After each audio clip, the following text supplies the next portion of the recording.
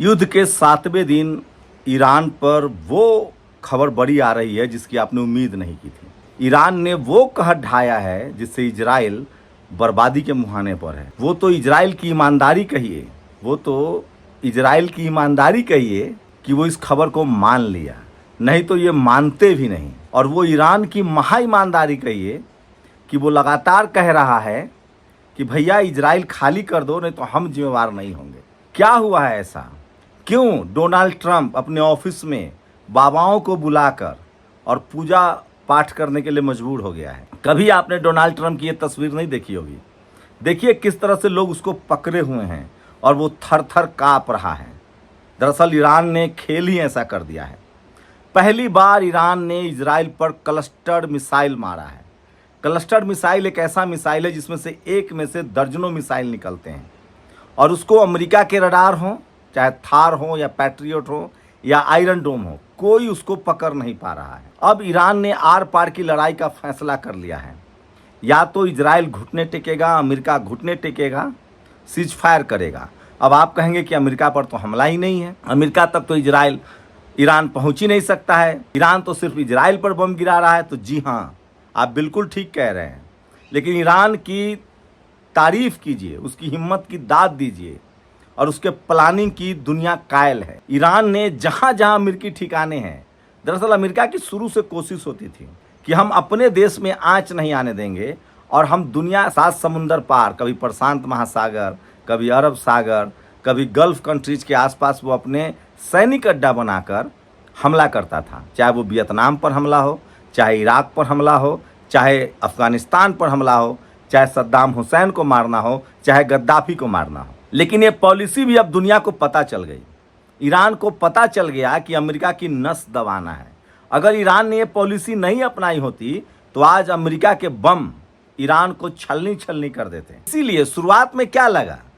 शुरुआत में लगा कि ईरान गलती कर रहा है। एक साथ 10 देशों पर, 7 देशों पर हमला कर दिया, मुस्लिम देशों पर हमला कर दिया। भारत के लोगों को भी समझ में नहीं आया कि खाड़ी देशों पर क्यों हमला कर रहा है, लेकिन वही रणनीति ईरान का काम आ रही है। दरअसल तमाम जो खाड़ी देशों में अमेरिका के सैनिक अड्डे थे, वहाँ से उसके फाइटर प्लेन उड़ते थे।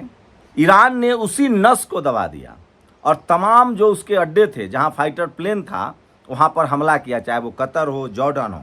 और इसी वजह से उसके सैनिक फरार हो रहे हैं, वो साइप्रस में छिप रहे हैं, उनके फाइटर प्लेन गिराए जा रहे हैं।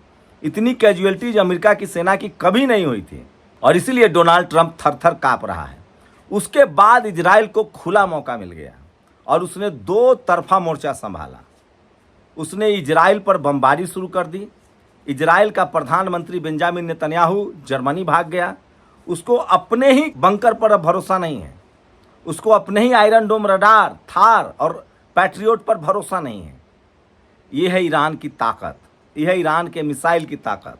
मैं पहले दिन से बता रहा था कि ईरान ने कहा था कि मेरे पास कम से कम 2.5 लाख मिसाइल हैं और 50,000 मिसाइल हम 10 दिन में बना सकते हैं, इतना हमारे पास मटेरियल है। मैंने पहले ही कहा था कि परमाणु बम की क्षमता भी है। लेकिन इस युद्ध में एक नया एंगल भी आ गया है।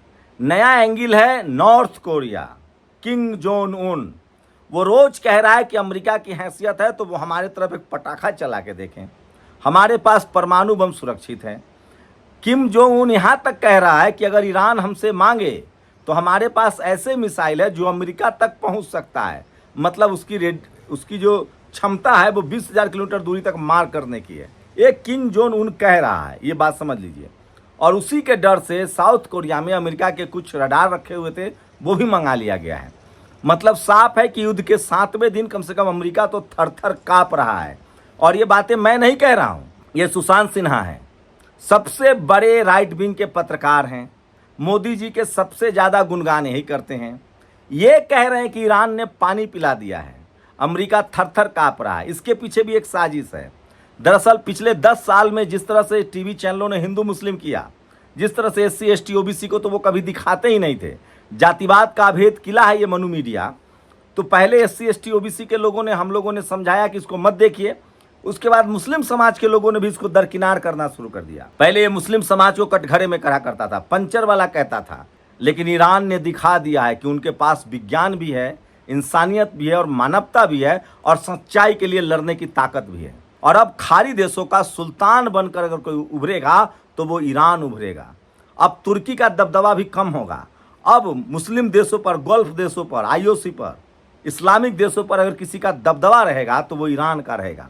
और ईरान पूरी तरह से मानवतावादी है। लोग कह रहे हैं कि खामनेई महिला विरोधी था। अगर खामनेई महिला विरोधी होता तो 10 लाख महिलाएं ईरान में वैज्ञानिक होती, 70% महिलाएं ग्रेजुएट होती, वो भी विज्ञान से।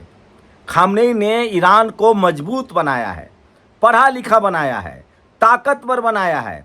इसीलिए ये लोग खामनेई को बदनाम करते हैं। खामनेई एक धर्म गुरु थे। हर किसी को अपनी आस्था पर भरोसा रखने का अधिकार है, लेकिन भारत के लिहाज से बात करें तो खामनेई के पूरे 40 साल के रिजीम में कभी भी ईरान से हमारी दोस्ती खराब नहीं हुई। चाबहार बंदरगाह उन्होंने हमारे हवाले किया कि आप चलाइए इसको, जिसको अमेरिका ने छीन लिया। ईरान ने कभी हमसे तेल के लिए नहीं कहा कि हमें डॉलर में ही पेमेंट कीजिए, पैसा हो न हो तेल लीजिए, गैस लीजिए। ये ईरान की दोस्ती रही भारत के साथ। और यहाँ तक कि अटल बिहारी वाजपेयी भी फिलिस्तीन को स्वीकारता देते थे, इजराइल को नहीं मानते थे। और सोचिए अब उस गलती का हम खामियाजा भुगत रहे हैं। अमेरिका ईरान से कांप रहा है, थर थर कांप रहा है, और भारत को कह रहा है कि 30 दिन के लिए ऑर्डर दे रहे हैं, खरीद लो रूस से तेल। मतलब अमेरिका कौन होता है कहने वाला कि हम कहाँ से तेल खरीदेंगे, कहाँ से गैस खरीदेंगे। ये सब हुआ है भक्तों की वजह से। लेकिन भक्तों को कौन समझाए। ये भक्त जो हैं वो नेतन्याहू के लिए पूजा पाठ कर रहे हैं, उस नेतन्याहू के लिए जो भारत से सिर्फ अपना फायदे का व्यापार करना चाहता है। मैं फिर कह रहा हूं, ईरान ने जो नई लकीर खींची है, दुनिया उसकी कायल है। मैं कैसे व्यक्त करूं ये शब्द आपको, मैं कुछ हल्के शब्द का इस्तेमाल कर रहा हूं, लेकिन ये जरूरी है भक्तों को समझाने के लिए। जो लोग मुसलमानों से धर्म के नाम पर नफरत करते हैं, जो लोग इस देश के बहुसंख्यक आबादी से जाति के नाम पर नफरत करते हैं, ये देश तभी मजबूत बनेगा जब सबकी भागीदारी होगी। और ईरान ने क्या ताकत दिखाई है। ईरान ने जो ताकत, क्लस्टर बम फटा है, मैं तो वो वीडियो सारे नहीं बता सकता हूं। एक एक दिन में 4-4, 5-5 फाइटर प्लेन गिर रहे हैं। ईरान के एक एक ड्रोन को गिराने के लिए अमेरिका के करोड़ों रुपए खर्च हो रहे हैं। हवा निकल रही है। ईरान के पास ऐसी तकनीक है कि वो अंडरग्राउंड से ही मिसाइल लॉन्च कर रहा है। अमेरिका को गुमान था कि एक दिन में नेस्तनाबूद कर देंगे, 2 दिन में नेस्तनाबूद कर देंगे, जाएंगे बम गिरा देंगे। पहले भी कहा था कि परमाणु बम गिरा दिया। इसी युद्ध के दौरान 2 बार ईरान में भूकंप आए हैं। कहा जा रहा है कि उसने परमाणु बम का टेस्ट भी कर लिया है। ईरान की इस जीत का इंसानियत से रिश्ता है। ये इंसानियत की जीत है और ये मोनोपोली खत्म होनी चाहिए अमेरिका की। और भारत की क्या मजबूरी है ऐसी कि वो अमेरिका जो कहेगा हम मानेंगे, जब ईरान उसकी बात नहीं मान रहा है। क्या लेना देना है हमारा अमेरिका से। अमेरिका हमको कह रहा है कि हम सब सामान आपको बेचेंगे, हम खरीदेंगे कुछ नहीं, हमारे किसान बर्बाद होंगे, हमारे फल फ्रूट वहां से आएगा, हमारे चमड़ा का काम जो था वो बंद हो जाएगा, कॉटन व्यापारी बर्बाद हो जाएंगे। अमेरिका से हमें बर्बाद करना चाह रहा है अमेरिका। मैं फिर कह रहा हूं, जो भक्त हैं वो समझे, सिर्फ नफरत, मुसलमानों से नफरत के नाम पर नेतन्याहू को मत पूजा करिए। वो बच्चों का दुश्मन है, वो महिलाओं का दुश्मन है। एप्स्टीन फाइल इसी इजराइल और मोसाद की देन है, और उसी से बचने के लिए ट्रंप ने अमानवीय हमला किया है।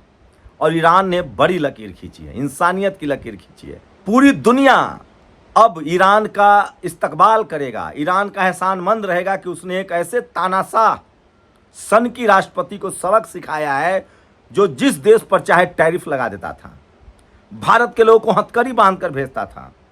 मैं तो कह रहा हूं ये काम दुनिया के किसी और देश को करना चाहिए था जो ईरान ने किया। लेकिन भारत की अपनी प्रतिबद्धता है। हम लोग बुद्ध को मानने वाले हैं, युद्ध को नहीं मानने वाले हैं। ईरान ने जो किया है उससे गल्फ कंट्री भी आजाद हो गए हैं। मैं पहले दिन से कह रहा हूं, खाड़ी देशों ने हमला किया ईरान पर, क्यों करेंगे वो खुद ही अमेरिका से परेशान थे। तेल उनका, कुआं उनका, अमेरिकी कंपनी वहां बैठकर पैसा छापती थी। सारा तेल का व्यापार डॉलर में होता था, दिरहम में नहीं होता था, दिनार में नहीं होता था। खाड़ी देशों ने भी अब ईरान को अपना मुस्तकबिल मान लिया है। खाड़ी देशों को भी लग गया है कि असली हीरो और योद्धा तो खामनेई थे और ईरान है। क्या धुआं धुआं किया है भाई साहब। सोचिए, जिस इजराइल ने फिलिस्तीन को मलबे में तब्दील कर दिया था, तब खामनेई ने कहा था कि अगर हम पर ईरान ने हमला किया तो हम उसको मलबे में तब्दील कर देंगे। और वो दिख रहा है। 2 देश खुलकर ईरान के साथ आए, लेबनान और यमन के लड़ाके हूती, जो जल डमरू मध्य और होटी जो जगह है, जो होमरुज स्ट्रीट, उसकी रक्षा कर रहे हैं। तो इस युद्ध में ईरान ने अमेरिका को घुटनों पर ला दिया है, अमेरिकी मारे जा रहे हैं और ये युद्ध लंबा जितना खींचेगा दुनिया को उतना नुकसान होगा, तेल के लिए हाहाकार होगा, महंगाई बढ़ेगी, अर्थव्यवस्था चौपट होगी और दुनिया में गरीबी और भुखमरी बढ़ेगी। और इसके लिए जिम्मेदार होगा ये दो शख्स, डोनाल्ड ट्रंप और बेंजामिन नेतन्याहू। अगर कोई इसमें योद्धा बनकर निकला है तो वो खामनेई। पूरी दुनिया उसको सलाम करेगी जिसने इंसानियत के लिए अपने देश के लोगों की जिंदगी भी कुर्बान की और कहा कि हम लड़ेंगे, झुकेंगे नहीं तानाशाहों के खिलाफ। जिस तरह से हिटलर और मुसोलिनी का खात्मा हुआ था, ये ट्रंप के सनकपन से अमेरिका की बदनामी हो रही है। अमेरिका डाइवर्स कंट्री था, हर देश के लोगों के लिए मौका था, आज भी भारत के लिए मौका है।